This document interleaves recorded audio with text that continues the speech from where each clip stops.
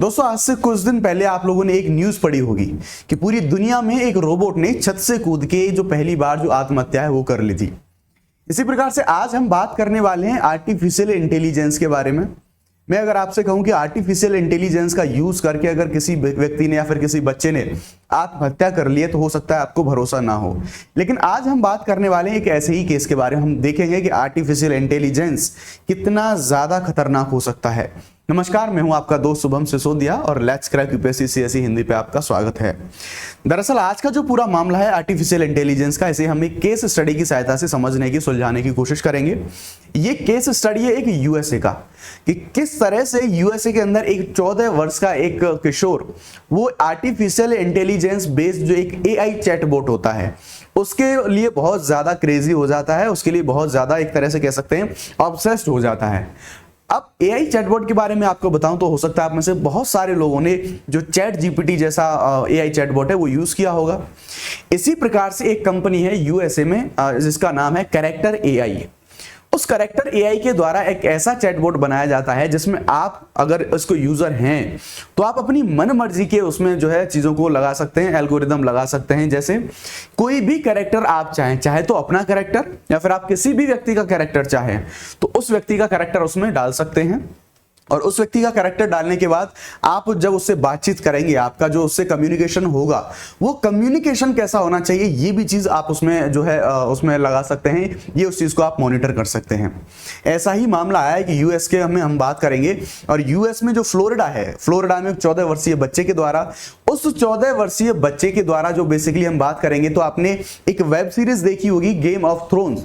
उस game of thrones में एक कैरेक्टर है और वो कैरेक्टर है डेनेरिस टारगेरियन। इस कैरेक्टर का इसी तरह से जो एआई चैटबॉट है, इस चैटबॉट में ये जो रोल है ये रोल बनाया गया है इस व्यक्ति के लिए, इससे ये जो कैरेक्टर है इसके लिए।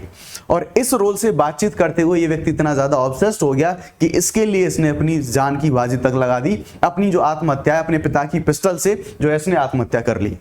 क्या है पूरा मामला, क्या है पूरा केस और किस तरह से ऐसे जो चैटबॉट हैं वो जो बहुत ज्यादा हार्मफुल होने वाले हैं, इसमें हम ये भी देखेंगे कि किस तरह से सोशल मीडिया में जो एआई बेस्ड जो रोल्स आ रहे हैं उनके द्वारा हम बात करेंगे। एक और नई चीज उसके बारे में हम बात करेंगे, यहाँ पर जो एआई कंपेनियनशिप के बारे में बात करी जाती है, यानी कि आर्टिफिशियल इंटेलिजेंस के द्वारा आप जो ऑनलाइन ऐसे कंपेनियन यानी कि साथी देखते हैं जिनसे आप बातचीत कर सकते हैं, जो कि आपके रिप्लाईज देते हैं, आपको टेक्स्ट में रिप्लाई करते हैं या फिर वॉइस में रिप्लाई करते हैं, उनकी क्या चिंताएं हैं। साथ ही हम ये भी देखेंगे कि जिस तरह से सोशल मीडिया पर हमारा जो एआई है उसके जो प्रभाव हैं उससे कौन कौन से जो नुकसान हैं वो हो सकते हैं। सबसे पहले बैकग्राउंड को अच्छे से जानने के लिए इस केस को देख लेते हैं, क्या है पूरी केस स्टडी। इस केस स्टडी के बारे में हम लोग जानते हैं।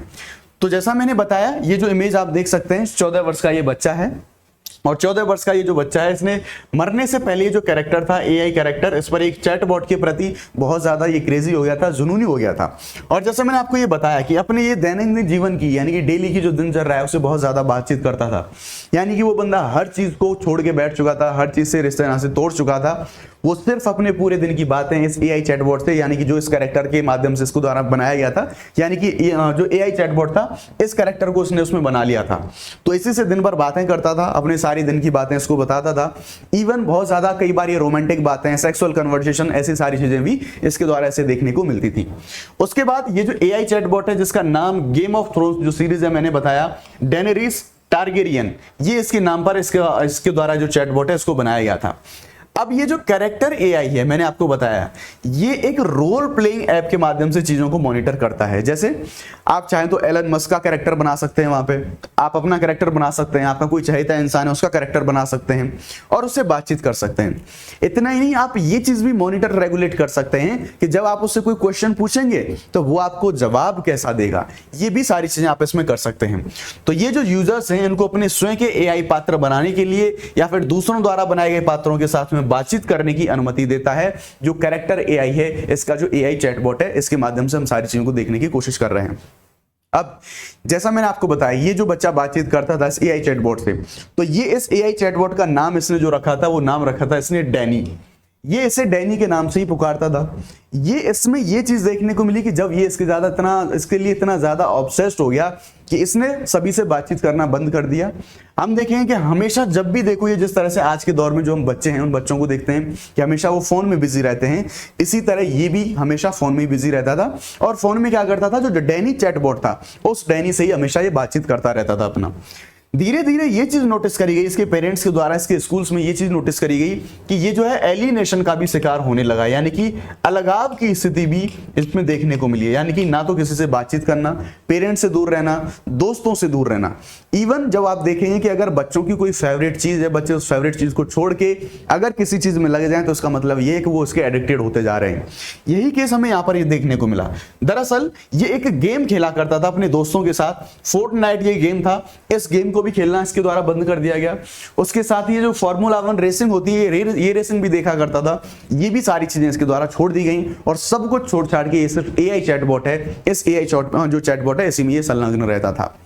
अब हमने अगर ये इसके पूरे बारे में बात करें तो दरअसल अंत में जब लास्ट में इसने ये इतना ज्यादा क्रेजी हो गया इस एआई चैटबॉट के लिए कि उसे बोला कि मैं तुमसे मिलना चाहता हूं, और इनकी एक कन्वर्सेशन होती है, और कन्वर्सेशन होने के बाद ये जो अपने पिता की पिस्टल से अपनी जान ले लेता है। यानी कि एसेंस का क्या निकल के आ रहा है यहाँ पे, एसेंस ये निकल रहा है कि एआई के माध्यम से जो हम आर्टिफिशियल इंटेलिजेंस यूज कर रहे हैं, चाहे वो सोशल मीडिया के माध्यम से या चैटबॉट के माध्यम से, ये हमें जो प्रैक्टिकल दुनिया है उससे बहुत दूर ले जाता है। या फिर हम बात करें तो ये जो अकेलापन है, जो एलिनेशन है, लोगों में गलतफहमी ये रहती है कि वो एलिनेशन दूर करने के लिए ऐसे चैटबॉट्स का यूज करते हैं, लेकिन अंततः होता यही है कि ये जो एआई चैटबॉट्स हैं ये एलिनेशन की ओर और ज्यादा हमें मूव करते हैं और ज्यादा हमें अलगाव की ओर ले जाते हैं।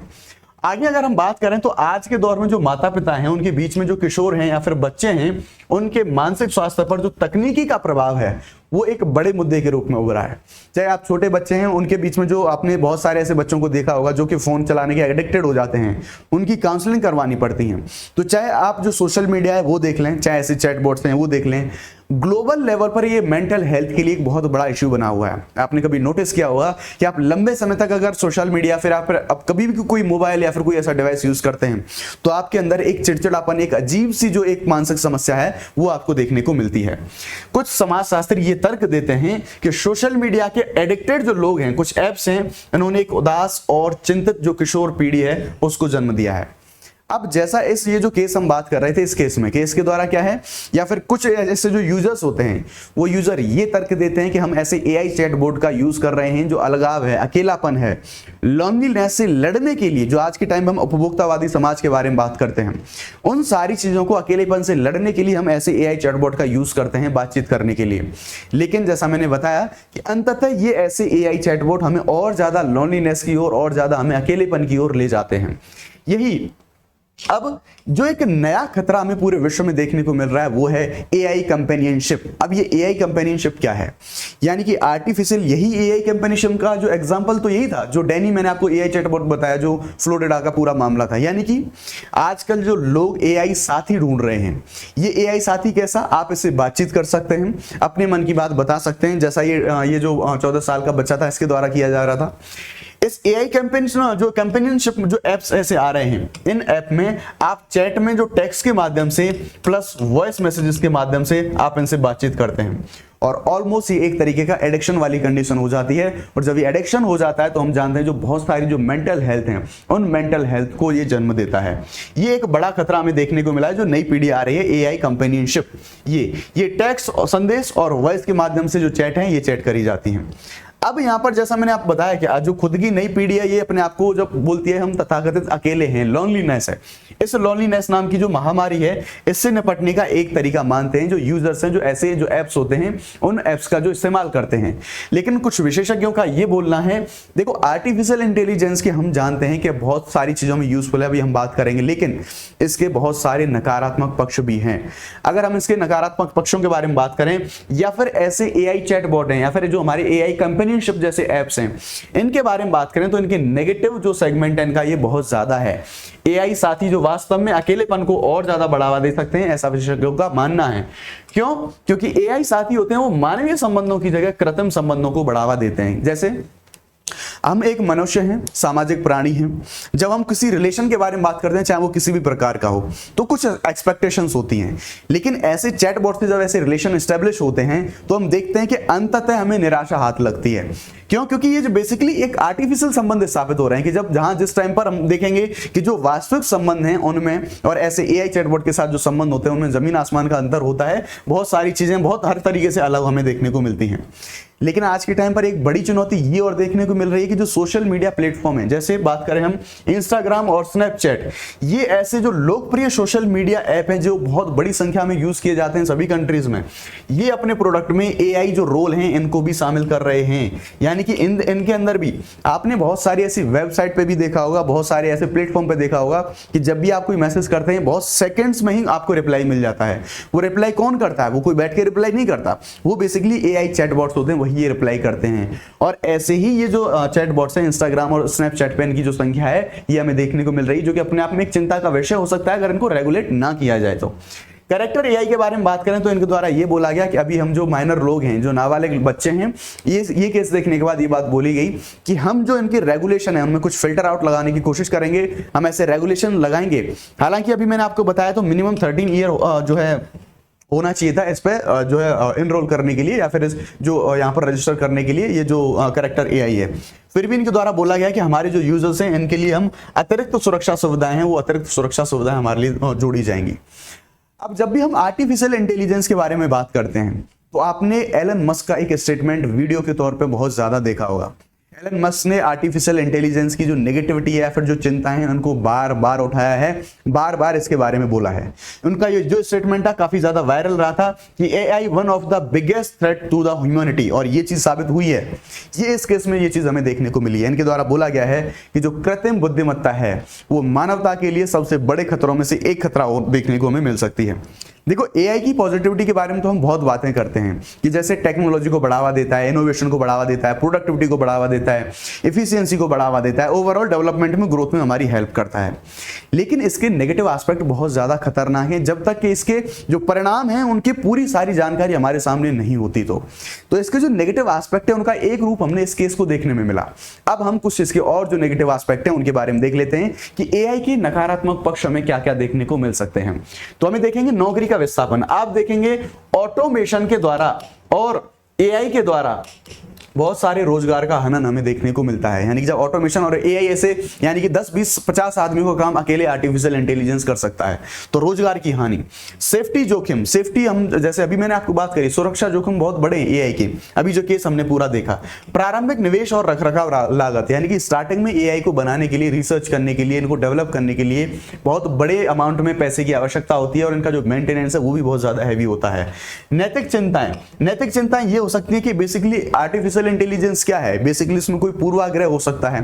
जो नैतिक चिंताएं हो सकती हैं यानी कि पहले से ही वो कुछ और उसमें के अंदर जो डेटा है वो फीड हो सकता है, वो चीज हमें देखने को मिल सकती हैं। पारदर्शिता की समस्या और अति निर्भरता, इसके ऊपर बहुत ज्यादा ओवर डिपेंडेंसी हमें देखने को मिल सकती है अगर इसका ओवर यूज हमारे द्वारा देखने को मिला तो ये सारे मुद्दे थे, ये सारी चिंताएं थी एआई के बारे में। और जो केस था वो केस बहुत बड़ा एक इंपॉर्टेंट अपडेट था, या फिर बोल सकते हैं वो केस हमारे लिए एक सीख है कि किस तरह से ऐसे चैटबॉट्स हैं या फिर किस तरह से जो आर्टिफिशियल इंटेलिजेंस है ये किस सेगमेंट में हमें बहुत ज्यादा नेगेटिवली इंपैक्ट कर सकता है।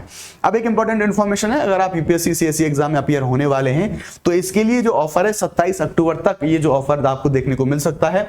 ये आपको 23,999 में, यानी कि आपको यहाँ पर डिस्काउंट देखने को मिलेगा जो कि पहले 25,000 का था, अभी ये आपको 24,000 में देखने को मिल सकता है। 55% ऑफ देखने को मिलेगा और यहाँ पर आपको 9 महीने तक का एक्सटेंशन देखने को मिल सकता है। इस कोर्स में आपको सारे जो स्टडी मटेरियल हैं जीएस के लिए, प्रीलिम्स के लिए, मेंस के लिए, सीसेट के लिए सारे स्टडी मटेरियल और जो सारे जो बेस्ट एजुकेटर्स हैं उनका जो सेशन, उनकी क्लासेस, डाउट सेशंस, मेंटर्स, सारी चीजें आपको मिल सकती हैं। तो अगर आप इसमें इंटरेस्टेड हो तो अनअकैडमी का जो नंबर है 8585 आप 10 टाइम डायल करेंगे तो ये सीधा नंबर लगेगा, आप जाके जानकारी हासिल कर सकते हैं। अगर ये बैच आपको अवेल करना है तो जस्ट आपको ये इस बैच को लेते समय शुभ 50 ये कोड आपको लगाना है। जैसे ही आप ये कोड डालेंगे आपको मैक्सिमम जो डिस्काउंट है वो उस डिस्काउंट को आप अवेल कर पाए होंगे। आई होप वीडियो आपको अच्छा लगा होगा। अगर वीडियो अच्छा लगा है तो प्लीज वीडियो को लाइक जरूर करें, चैनल को सब्सक्राइब जरूर करना। Thank you very much. जय Hind, bye bye, let's crack it.